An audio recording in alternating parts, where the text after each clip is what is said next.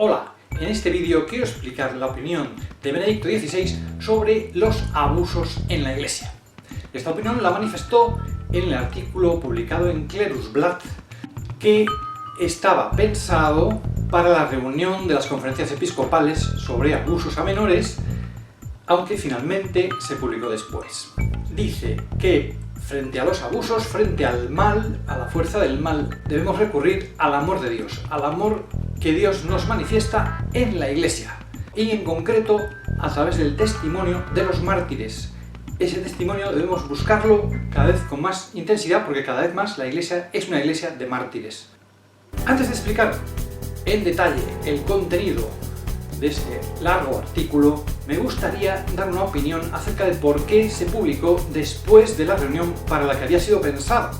Por una parte, el pensamiento de Benedicto XVI es tan profundo que podríamos decir que se hubiera cargado la reunión al dar la solución a lo que se estaba buscando sin dejar que los demás opinaran.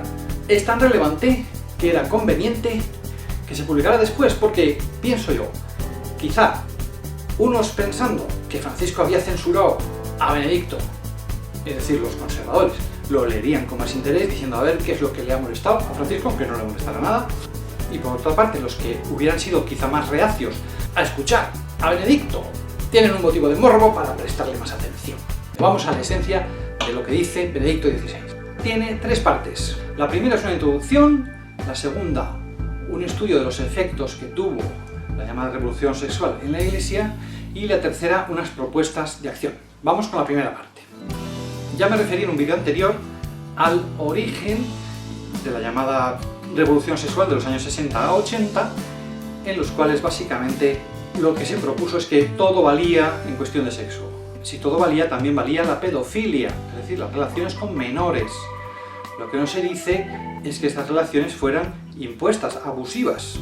Esto, en opinión de Benedicto, viene como consecuencia, ya se verá después, del olvido de Dios, porque sin Dios no hay fundamento para la moral, ni fundamento para el respeto, y lo único que cuenta es la fuerza, la ley del más fuerte. En consecuencia vienen los abusos como algo automático.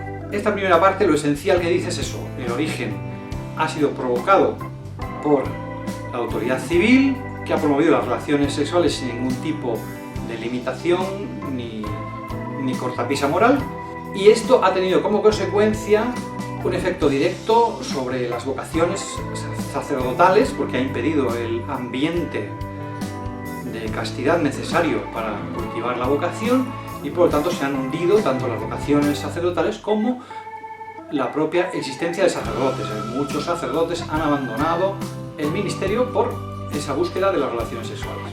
Punto. Dice el Papa que, independientemente de esta ola de sexualidad desenfrenada, se produjo el fenómeno del hundimiento de la moral católica. Y dice que tuvo lugar en torno al Concilio Vaticano II, 1962-65, cuando se renunció a fundar en la naturaleza humana la moral y se quiso fundar en la Biblia. Después, con el tiempo, se cayó en la cuenta que en la Biblia era difícil encontrar una fundamentación de la moral, hasta llegar a la conclusión, dice Benedicto XVI, de que la Iglesia no tenía nada que decir en las cuestiones morales, que, por así decirlo, la misión de enseñar de la Iglesia se limitaba a la fe, pero no a la moral. La moral quedaría entonces solamente basada en las circunstancias, la moral de las consecuencias, consecuencialismo, o bien en las intenciones. Frente a esta moral, que no considera el objeto del acto moral en sí, que no considera que se pueda haber un juicio objetivo, respondió el Papa Juan Pablo II con la encíclica Veritatis Splendor del año 93, en la cual se afirma que sí podemos decir que existe el bien y el mal, y que sí existen actos en sí mismos siempre malos y que nunca pueden ser justificados por la intención o las circunstancias. Termina esta primera parte Benedicto XVI con una, podríamos decir, curiosa afirmación, que es la de que para conservar el modo de vida cristiano parece necesario volver a revivir las comunidades catecumenales, en las cuales se enseña a vivir el cristianismo. La segunda parte se titula Las reacciones dentro de la Iglesia. Explica cómo en la Iglesia hubo quien introdujo esta revolución sexual desde arriba, obispos y moralistas que, con tal de atacar a la tradición, aceptaron todo tipo de corrupciones morales, incluida la pornografía, incluido la promoción de la homosexualidad, etcétera, etcétera.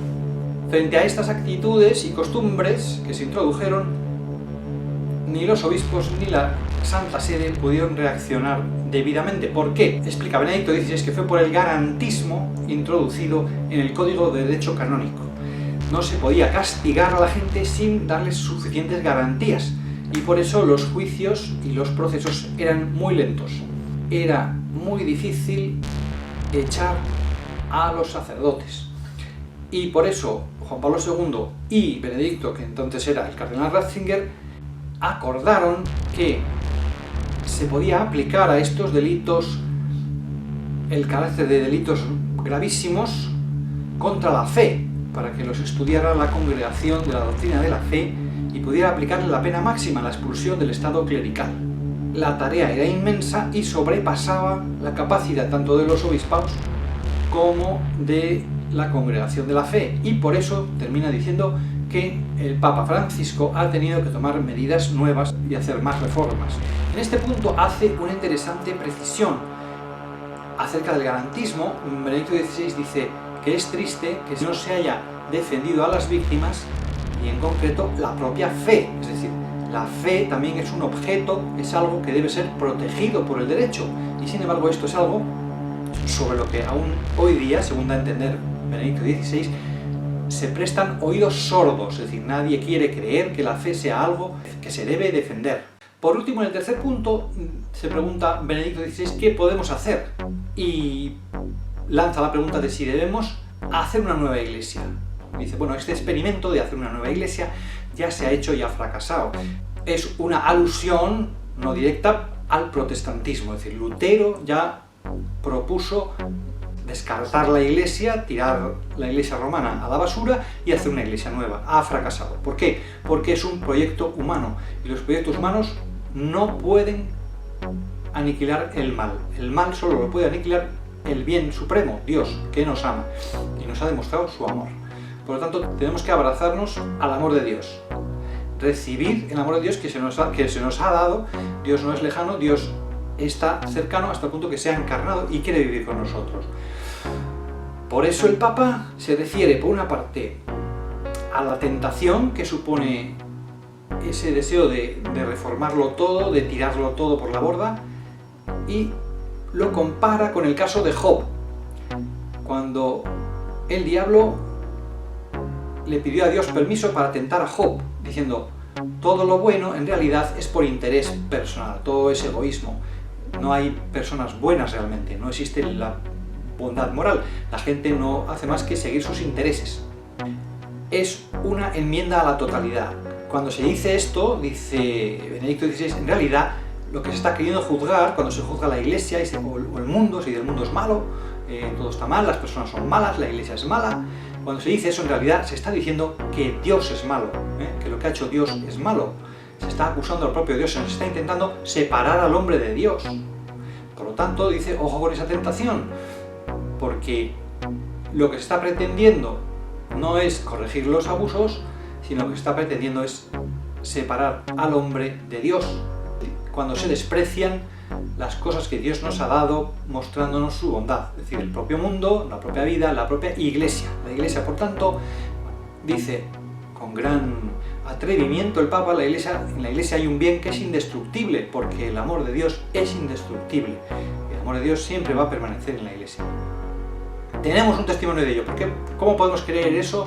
Que es lo que empezaba al principio del artículo, decía, ¿qué podemos hacer para que la iglesia vuelva a ser creíble? Pues dice, al terminar esta tercera parte, dice, para que la iglesia sea creíble frente a esos escandalosos abusos, hace falta el testimonio de la presencia de ese amor indestructible. Y la presencia de ese amor indestructible, nos dice Benedicto, nos la prueban los testigos que dan su vida por Dios, los mártires. El martirio es el testimonio máximo de ese amor de Dios que permanece con nosotros. Pero antes de hacer una referencia a los mártires, hace una referencia también a la Eucaristía. Es decir, en la Eucaristía permanece Jesucristo vivo y presente con nosotros. Dice, eso es algo que ya se quiso remarcar en el Concilio Vaticano II al decir que la misa, la Eucaristía, debe ser el centro de la vida cristiana. Dice el Papa, gracias a Dios se ha avanzado mucho en esto y ha habido frutos en ese sentido, pero desgraciadamente la mayoría de los cristianos no lo han entendido y ha ido a menos. Es decir, la Eucaristía ha ido cada vez a peor, la participación en la Eucaristía es cada vez menor y cada vez se entiende la Eucaristía como una mera formalidad, como una mera ceremonia, donde no se busca la unión con Cristo, la presencia de la pasión y la resurrección de Cristo, no.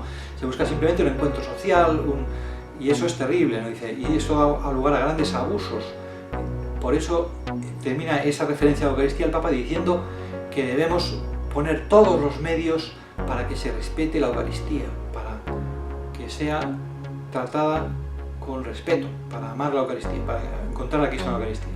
Es uno de los grandes desafíos que el Papa encuentra. Y el segundo desafío, la segunda solución, digamos, o la solución testimonial, como testimonio, el de los mártires. Dice el Papa que hoy día, más aún que antes, la Iglesia es iglesia de mártires, cada vez hay más mártires.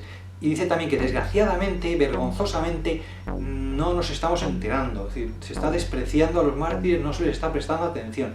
Por eso su último llamamiento al final del artículo es decir, esforcémonos por buscar conocer a los mártires, tanto los del pasado como los de hoy día. Busquemos ese testimonio que nos va a dar la certeza del amor de Dios y de que vale la pena permanecer en la Iglesia y buscar la solución frente al mal, en el bien del amor de Dios que está presente en la Iglesia.